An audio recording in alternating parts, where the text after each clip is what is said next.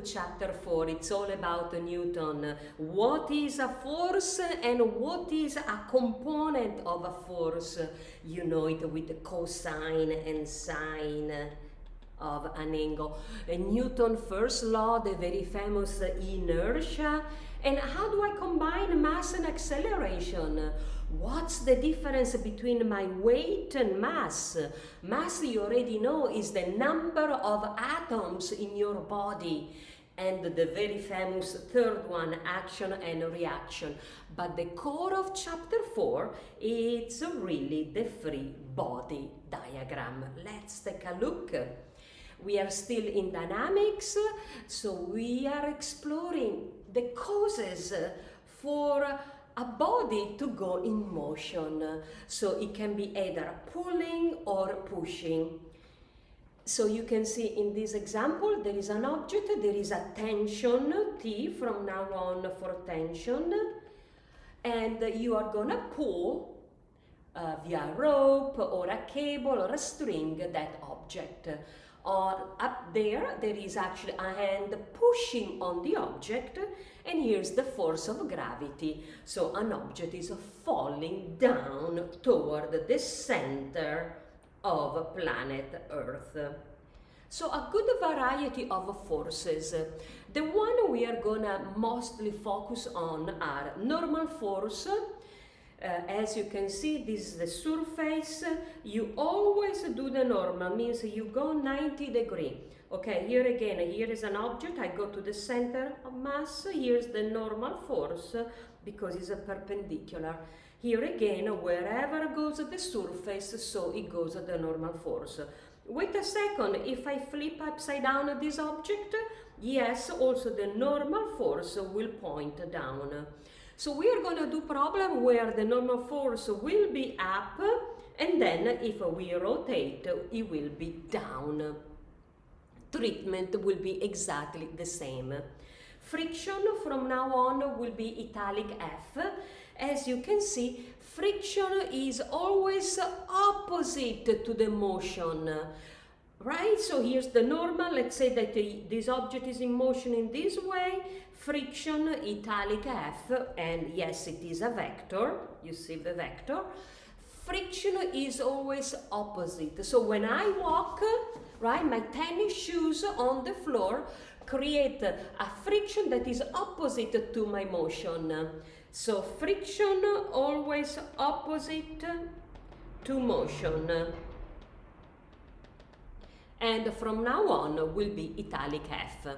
We discussed the tension already. Here a nice example. Why? Because you see there is an angle, right? Here's an angle. And so we are gonna do the components of the tension on the x-axis and on the y-axis with the cosine and sine. And the famous weight, which is a force. This is absolutely a force, which is indeed a vector. We are going to quantify that thanks to Newton also, but I want to remind you that the mass m is a scalar because again is the number of atoms in your body. And this number of atoms in your body stays exactly the same if you go to the moon, to Mars, to Jupiter, but your weight, W, your weight will change a lot. How do you resolve a force into components? You are familiar, considering that a force is a vector, and look, you're pulling on this object with a force F. So what are the components? Well, if this is the given angle, you will have a component f of x and f of y, which again, I like to bring it here, pointing up, that's f of y. Again, make sure you make a note on your summary for the test, that's a component f of x, cosine because it is adjacent, f of y, sine because it is opposite to the angle theta. So basically this is gonna be the same like in chapter 2 and 3 and chapter 1. Take a look, this man is on an inclined plane and is pulling the rope with this force. Again, you can see that there is an X component and a Y component. In this case, if there are two hands and this is a parallel to the floor, this is f of x. If this is a parallel to the y-axis, that is a simple f of y. Very, very simple case. All right, so very important, add on your summary. Why we want to do the components? Because we always want to find the famous resultant, which is a vector sum of all forces. You do remember that the resultant on R of x is the sum, right? The sum of all forces. So R of x, for instance, will be F1x. If there is a second force, will be F2x. If there is a third one, etc. And you remember that R of y, let me spell it out, will be F1y plus F2y, right? Etc. You got it. So we want to do the resultant because we want to find the magnitude, same concept, and also the direction of this resultant of all forces. Newton's first law is the law of inertia. Basically, is a body at rest stays at rest unless there is a force that pushes on it. Actually, it clearly says that an object continues to be at rest or at a constant speed in a straight line until a force acts on it and you change its status. So this is the law of inertia, which you are familiar. A body at rest wants to stay at rest. Law number 2, look how great it was the work on Newton. Look, wherever goes the force, so goes the acceleration. So they are linked together. Yes, they are. Take a look. I'm going to introduce a chair. I don't know if you see the chair. I'm going to push and the chair goes in motion with an acceleration. As you can see, you can even have more than one forces in different cases, but the parameter in between a force and acceleration is your scalar, that is your mass. Yes, you know that the mass is measured in kilo, square bracket, and the acceleration is measured in meter over second square, absolutely. So when you multiply, look, kilo per meter divided second square, welcome the Newton. So that's how we are gonna measure a force in Newton. Third law, you are familiar, look at this object. It could be you sitting on the chair, right? The force of the table points up, but the force of Earth on the apple points down. So that's what's happened to you right now. If you are sitting down, you're not gonna go toward the center of Earth, or you're not gonna fly to the moon, because they are exactly the same, equal. You see, equal, make a t-shirt. They are equal, but what they are, look, this one points up, this one points down. So they are equal and opposite, action and reaction.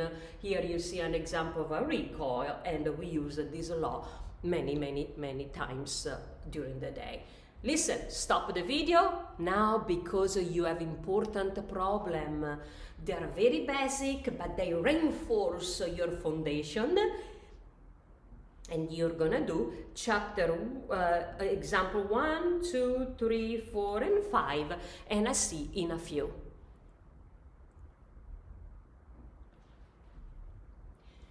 This is the core. Let me put it in my heart of chapter 4, free body diagram, where all the forces are in action, and I'm gonna capture those action, and I'm gonna draw them, and I'm gonna compute them, I'm gonna find the value. Hey, take a look at this one. Look at this athlete, right? This is there is a block, right? This is the force of the block on the runner, all right? Here, right there, this is the one, this is the main character. We are gonna compute the X component and Y component, which I can also put it over there. Any other forces on this athlete? Yes, her weight pointing down, where? Toward the center of our planet. Take a look to this athlete.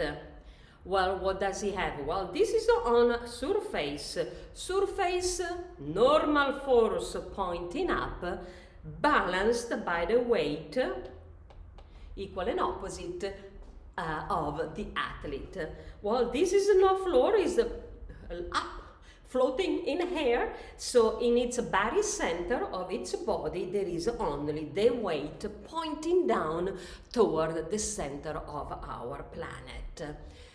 Here another example, perhaps is you pushing or pulling or moving an object, and here is your tension of 20 Newton. I'm gonna just do this example. On this object, which has a mass of 40 kilo, you see there is a normal force, which is always perpendicular to the floor, and the weight pointing down.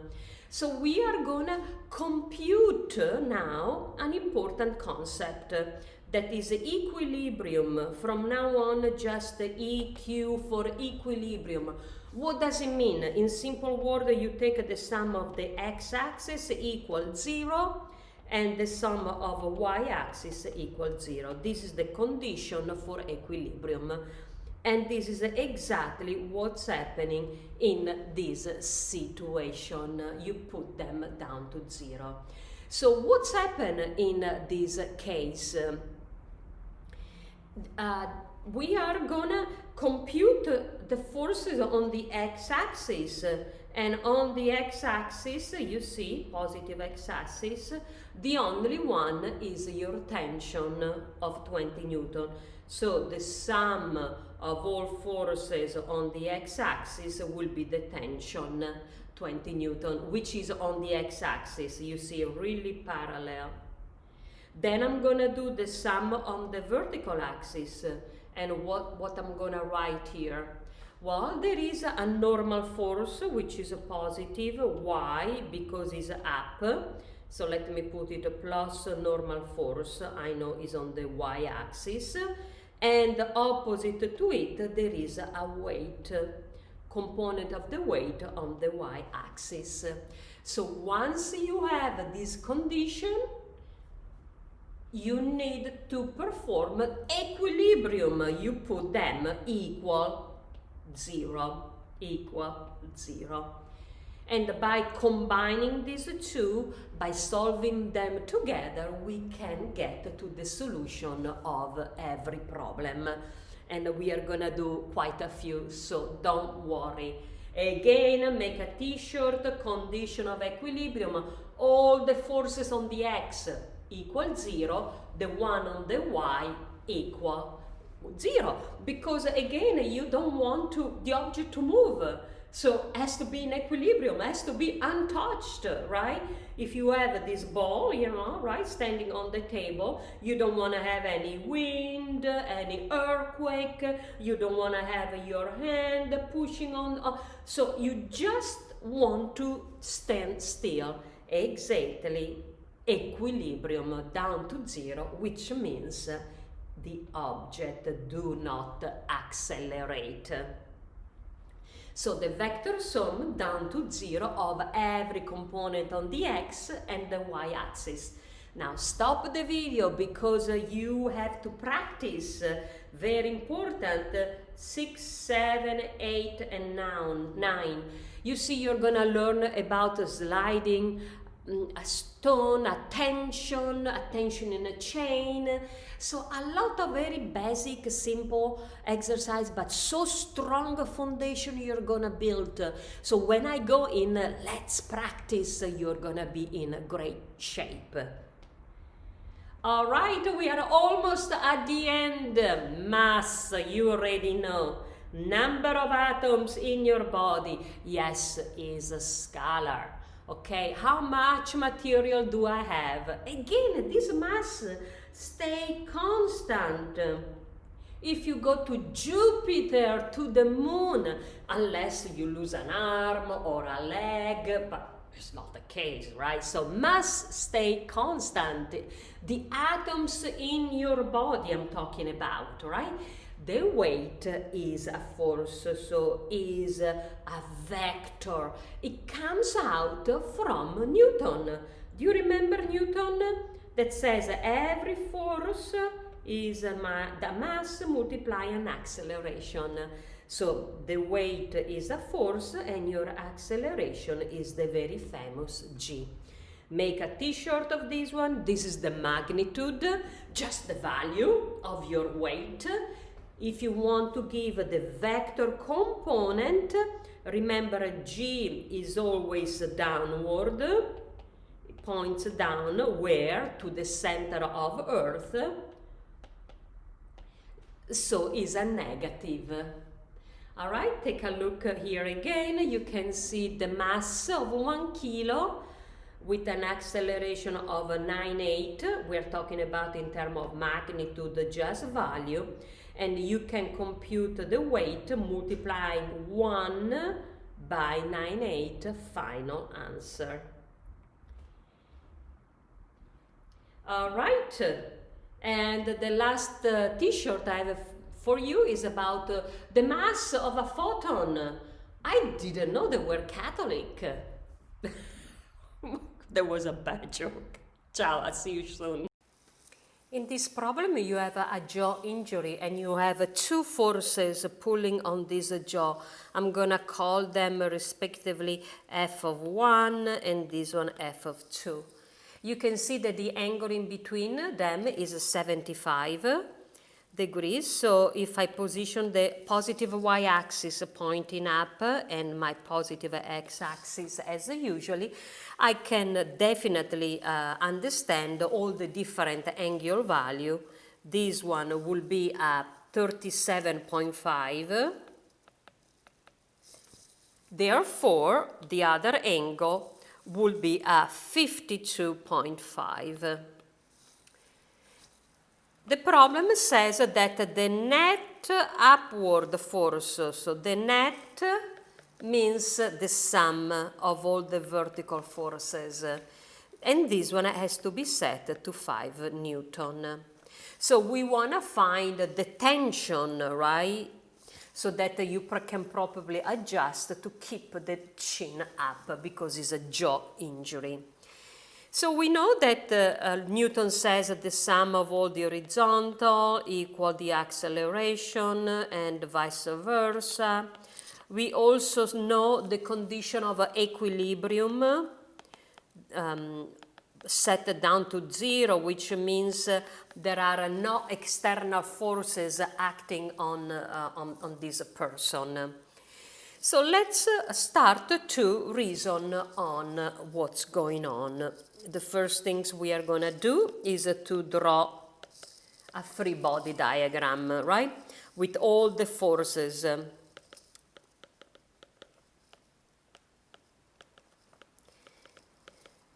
So I could redraw my Cartesian axis and shows you that this is a f of 2, force 2. The angle is a 52.5. And let's do it in blue.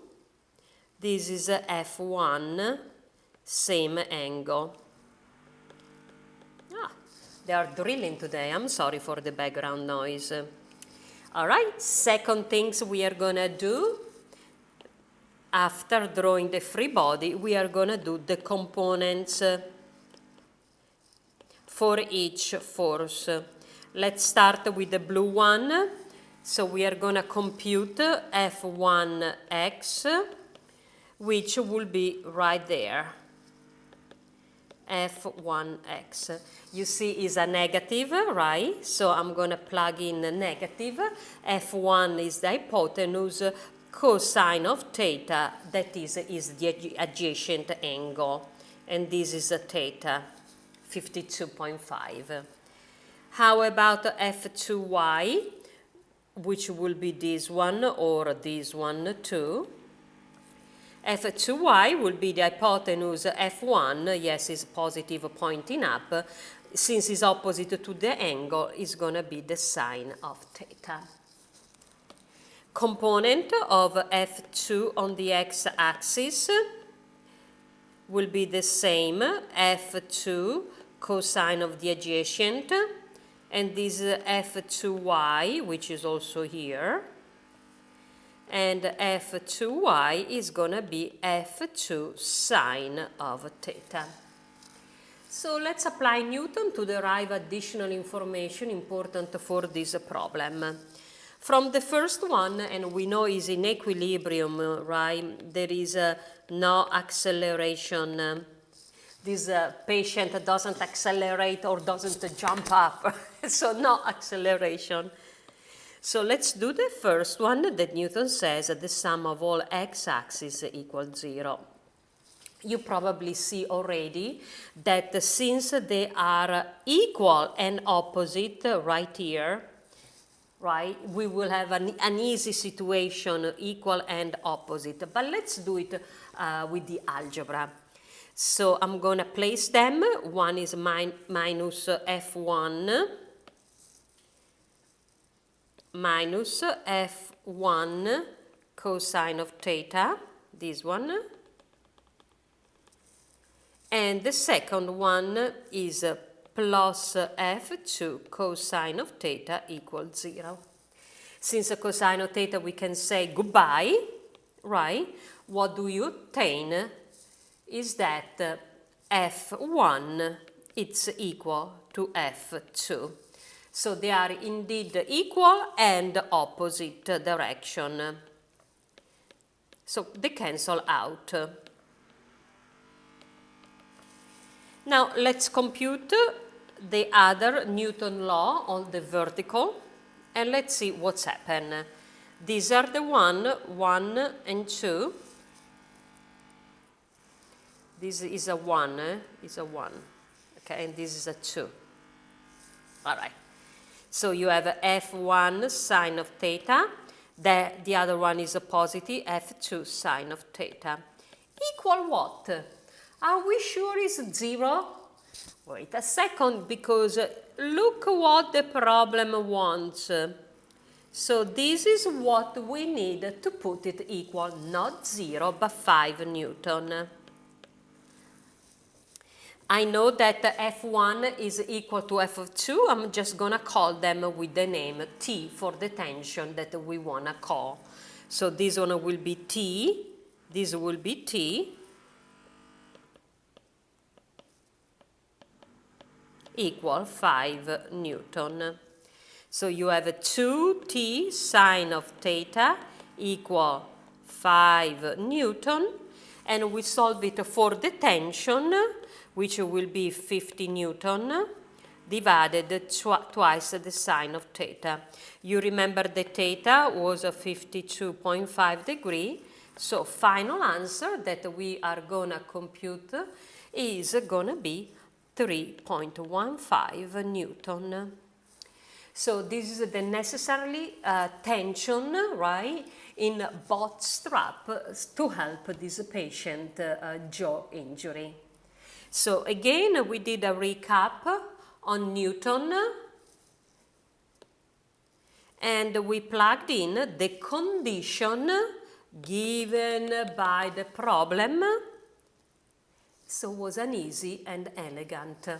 Practice, practice, practice. Problem 5, it's really a classic. It's really mandatory that you know it. So let's do it well. So there is this automobile, an SUV that is stuck in the mud.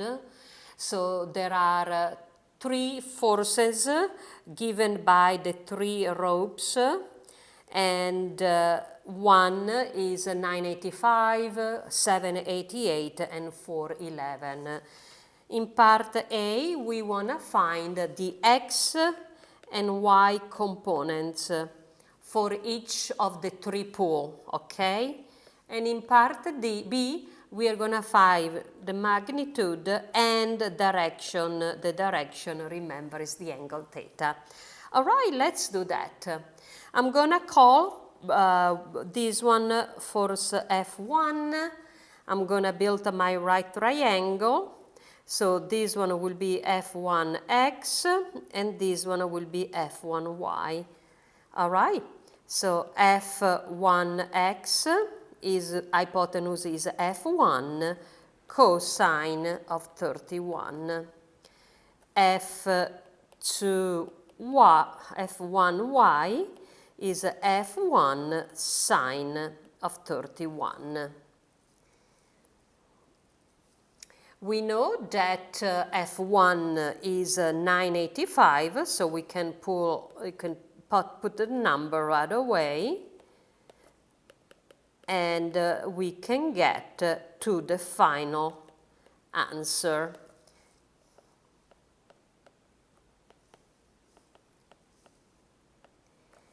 All right, let's do in blue f of 2. So f of 2 components, this one will be f2y, and this one in the negative, right there, will be f2x. Let's not forget, is in the negative x-axis right here, that component. So f2x and f2y will be computed by the hypotenuse, right? And in the case of f2y, because it is adjacent, will be the cosine of theta, and the x component is opposite, you see, so it's going to be the sine of theta. F2x is negative. I'm going to put it here so you don't forget it. You plug in the value for f of 2 is 788 and the angle is 32, and you will obtain a negative, and this one a 668 Newton. Let's do the last one. I'm going to do it in green. This is f of 3, and here's my right triangle. Pointing down is a negative 3, you see negative, and pointing also in the opposite x-axis is a negative x component. So both in the green are negative. The hypotenuse is long 411, but how much is really this angle? Well, we can do that angle, or if you prefer, we can do also 53. This will be 90 minus 53. Or I could do the other triangle. Perhaps we can play with the other one. So the other one will be like that, right? This is the right triangle. So this one will be a negative f3x component. And this one, which is also here, will be again f3y, always negative. Perhaps in this way it's simple because we use the angle right away instead of doing 90 minus 53. Okay, let's do that. Let's use that triangle with the angle of 53. f3x and f3y. Both of them are negative, let's not forget. And what we have f3, x-axis is adjacent to the angle of 53, and the y component is actually opposite. So if you plug in, you obtain, and this one minus 328 Newton. remember to plug in the angle of theta as 53, and the length of F3 is 411 Newton. Okay, for part B, we are gonna do the magnitude. Now remember, we have to find first the resultant on the x-axis, the resultant of these three forces on the y-axis, so that then we can do the magnitude, you know, the square root of x component square plus y component square. All right, let's do that. X component dot, it will be 844 Newton minus 418 Newton minus 247 Newton, and this one comes out to be 179 Newton. This is your X component. Y component is 507 plus 668 Newton minus 328 Newton, and this one comes out 847 Newton. All right, at this point we can just plug in straight into the magnitude. Don't forget to square it. And the final will come out 865.7 Newton. Frame it, final answer. How about the direction? Remember, this is the inverse of the tangent. Yes, of the vertical component, always over the horizontal. The vertical is 847 Newton. The horizontal, this one should be inverse of the tangent. Let me erase and go back. So inverse of the tangent of 847 Newton divided 179. So the final answer will be an angle of 78.1 degree. Frame it. Am I really done? No, because what do I have to do is to draw. Exactly. All right, so let's Cartesian axis set in this way. On the x-axis, I'm going to put 179 Newton. This is our x component. And then our y, it will be 847. I'm not in scale. So this is r of x, this is r of y. What is the total resultant? Parallelogram, parallel. The diagonal right there is r, which I know is long 865.7 Newton. And how much is this angle measured counterclockwise? 78.1 degree. So basically, remember the Newton is nothing else than a kilo multiply a meter over a second square.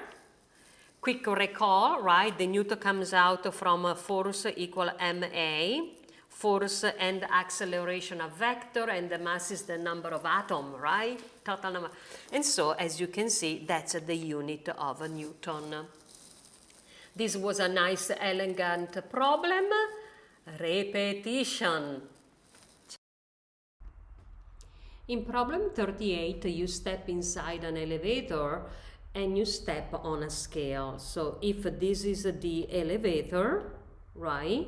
This will be the scale and you will step onto it. Then you press push. So you go from the 10th floor down to the first floor. Your weight is 625 Newton. We want to start with a free body diagram. Yes, that's always the diagram with all the force. And we want to find in A the initial acceleration of this elevator. I'm going to say A of E, elevator. This stands for E for elevator.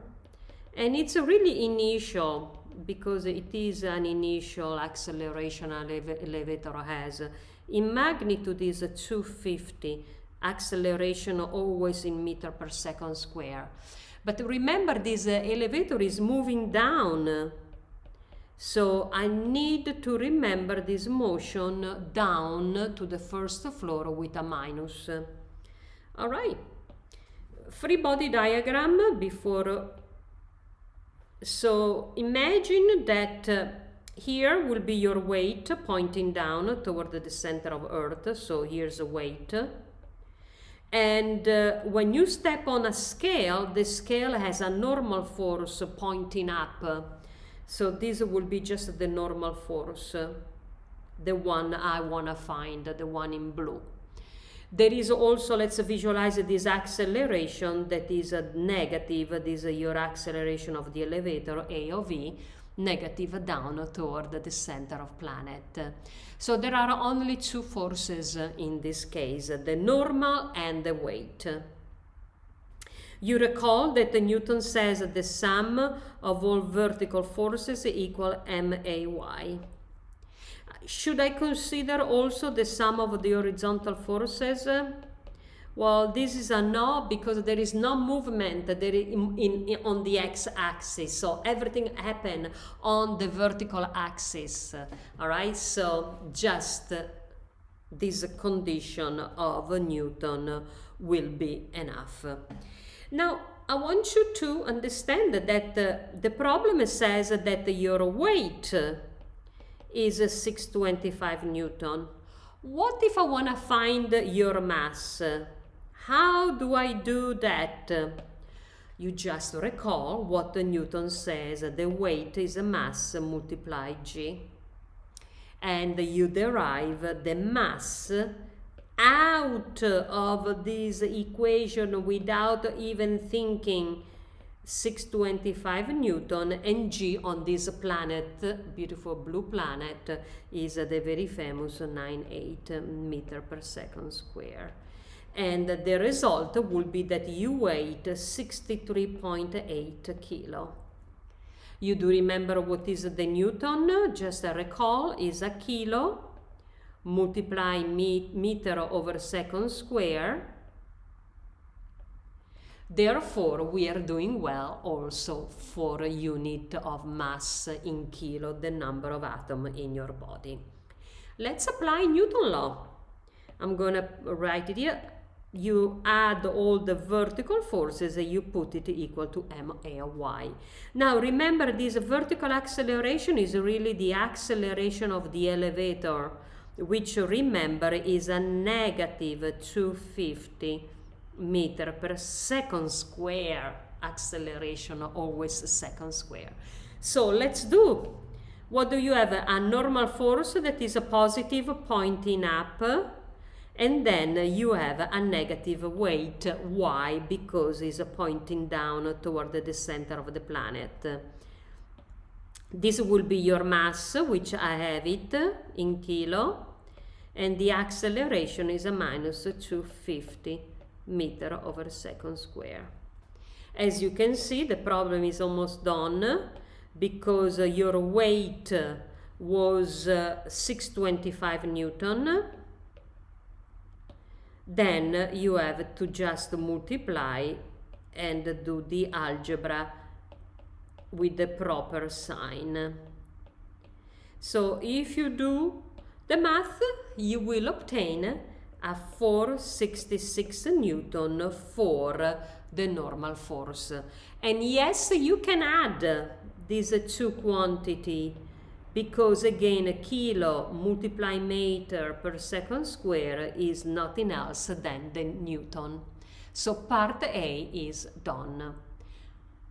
Part B, it says what the scale, so what is the normal force after the elevator reaches its final speed and it heads down at the bottom floor, right?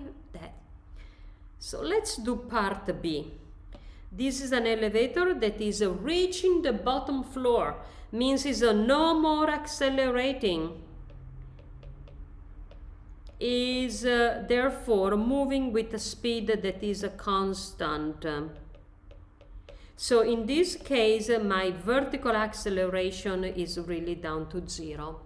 In terms of free body diagram, nothing will change, so it will be the same. Look, a positive normal force minus a weight equal MAY. But we know that this is gonna be 0 because is at the bottom, at the very, very end of the run. So the normal force comes out to be indeed your weight. Basically, like I am sitting on this chair, my normal force and my weight pointing down are exactly the same because I am at the floor at the bottom. So this elevator is reaching the first floor. How much was your weight? Was 625 Newton. Frame it and you are done. Couple of other consideration. Again, if you're sitting down, right?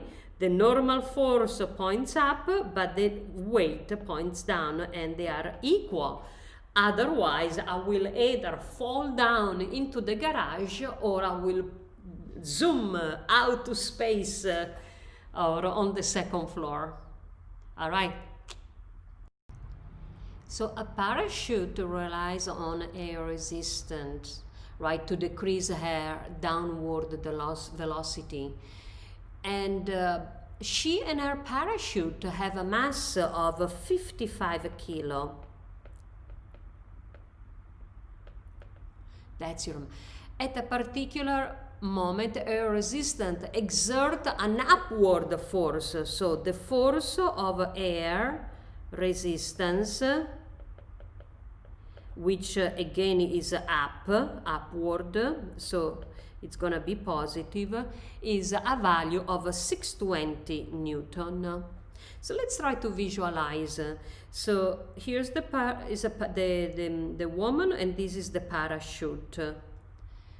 This parachute opens up because there is a force right there, a force all over like that, and that is the force of the air resistance. What do we want to know in part A? What do we want to find? We want to find the weight of the parachute.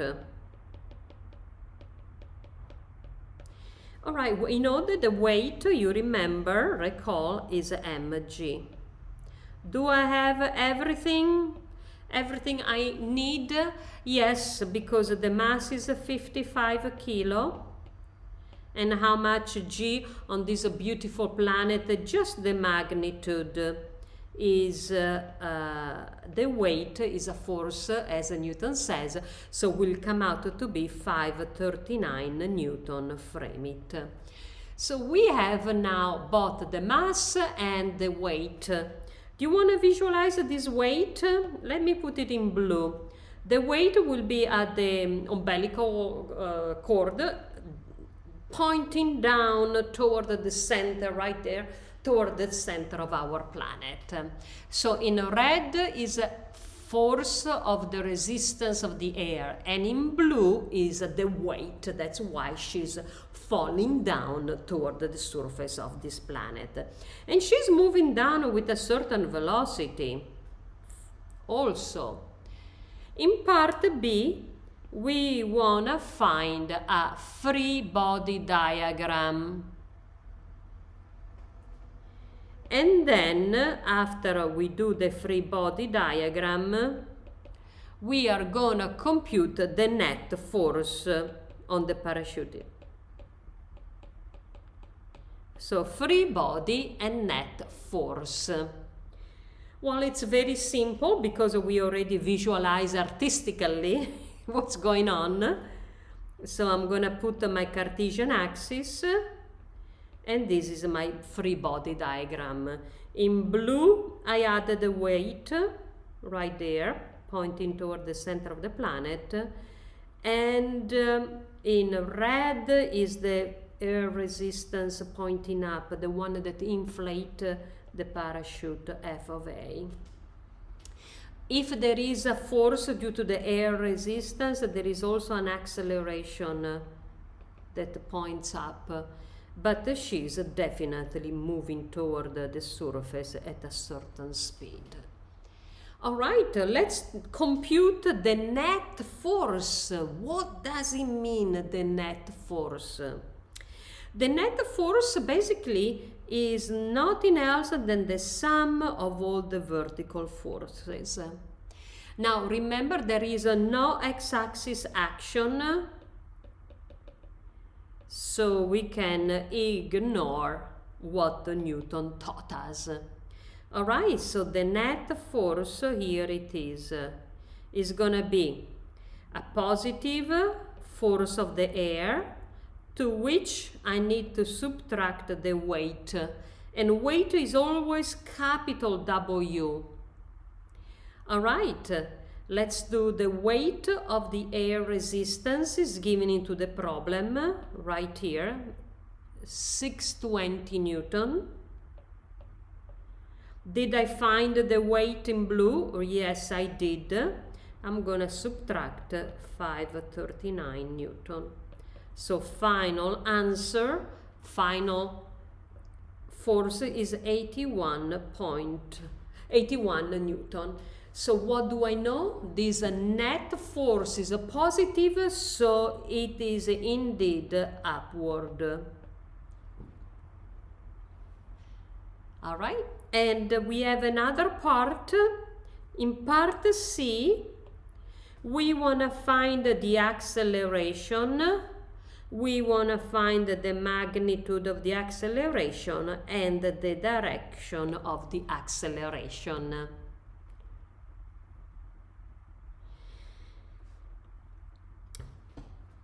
Again, Newton comes very handy because he says the sum of all vertical forces, he says, equal ma(y). So for my acceleration, a of y will be the sum of all vertical forces divided the mass. I have everything. I have the sum of all forces, 81 Newton. I have the mass right here at the very, very top, right there, which is 56 kilo. So my acceleration, it will be, the acceleration of this woman will be 1.5 meter per second square. And in terms of unit, we are doing well because look, I have a Newton over kilo, right? This is Newton is a kilometer over a second square, and under here I have a kilo. So indeed, I'm left with meter over second square, which is for the acceleration. Great. So basically, in absolute value, this is your magnitude with no sign. In absolute value, your magnitude. That's what the book wanted you. How about the direction? Where this acceleration is pointing? Well, you could look at the sign. It was a positive 1.5, so it is indeed up. So the direction is up. So basically, while the velocity decreases, that's the acceleration pointing up. Let me add it up here in red, and it makes sense because wherever goes the force goes the acceleration, so it points up also. V points down, but your acceleration, the acceleration of this woman, is pointing also up. A woman is standing in an elevator holding her 2.5 kilo briefcase by the handle. So let's see, let's try to visualize it. So this is the elevator and this is the woman, and she's holding by the handle this briefcase like that. Here's the hand. And since it's a kilo, that is definitely the mass of the briefcase. Again, a mass in kilo and the weight, which is a force in Newton. We want to find a free body diagram for the briefcase if the elevator is accelerating or is accelerating downward. So it's an accelerating and is a downward. So this acceleration, as you see, is on the vertical axis. I'm going to call it A of y immediately. Is a negative because it's down 1.50 meter per second square. So besides the free body diagram, we want to find the downward pull. So find downward pull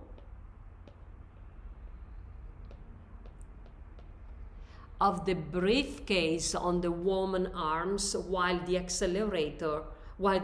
elevator is accelerating. So the briefcase is here, is pulling down, and we want to find this pull, downward pull. Very good. I'm going to call this quantity with P for pull from now on. All right. Again, in this case, all action are on the y-axis, so there is nothing happening horizontally, nothing happening. I know that Newton says you take all forces and you put them equal MAY. So what do I have in this diagram? Well, the pull is up, this is a P. That's why she feels it on her arm. The weight of the briefcase points down toward the center of planet, so the free body diagram is very simple. Take a look. Pull by the handle on the woman's arm, weight of the briefcase. Then I'm gonna add a downward acceleration, A of y, it says it downward. Great. Let's find the pull. Let's find this pull. Apply Newton. So I have a positive pull up and then a negative weight. Equal MAY of y. So my pull is the weight plus MAY. Wait a second, let's do that. The pull, the weight is mg, and this is the weight of the purse plus the mass, and this is the acceleration of the elevator. I'm gonna group mass, G plus A of y, and I'm gonna plug straight in. The mass was 2.5 kilo, G was 980, is 980, right? What is 980? And A of y was a negative 150. Yes, a meter over second square, always a second square. So if you do the algebra, if you subtract and then you multiply, finally the pull she's experiencing is 20.8 Newton in terms of absolute magnitude. Absolute magnitude. So remember that if this is her arm, here's her hand, this is the handle, you will have a pull up of 20.8 Newton.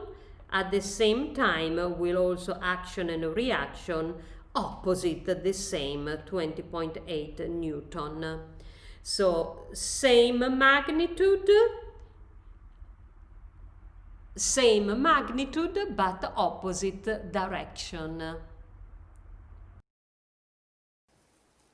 So in outer space, there is a constant force that is applied to a 32 kilo probe initially at rest. Then the probe moves 100 meters in 10 seconds. We want to find in part A the acceleration, and in part B we want to find the magnitude of force. All right, so what do I know? The mass is 32.5 kilo.